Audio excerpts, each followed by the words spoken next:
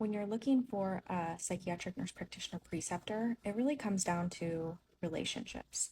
And so I think interpersonal effectiveness skills come a long way with this.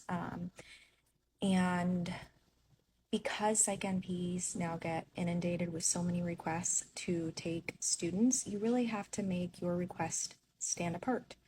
Um, you don't want to sound like every other student, just being like, hey, are you taking students? Can you take me? My preceptor that I mentioned in the other video, who had studied at Yale, had very high standards, gave me a lot of hard feedback, um, which is what you need, what you want. Like, it shouldn't be this like super easy passive experience where you're not getting to engage with clients. And I think with the pandemic and more being telehealth and not having as much of those like in-person learning experience, especially like the psych NP student with their preceptor, like a lot is learned in between those appointments and discussed, and just a lot of like wisdom and pearls and things like that that you can't get sometimes with telehealth.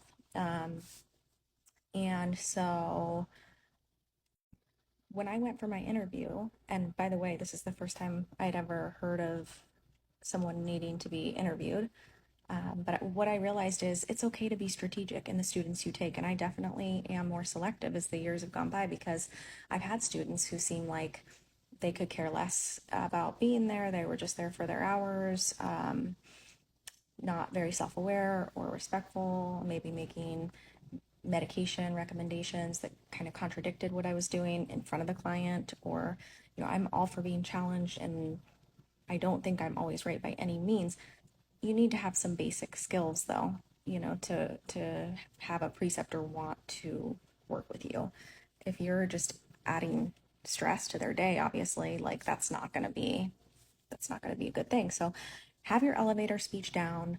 My So where I went to school, they found my clinical placements for the most part, and where my sister went to school, they did not. And so she knew how I felt about like the texts I would get that would feel kind of like flippant, or just like kind of like already having expectations without like asking me, and I was really busy at that job. So that was just like off putting. So, anyway, she knew that I was kind of intense about this.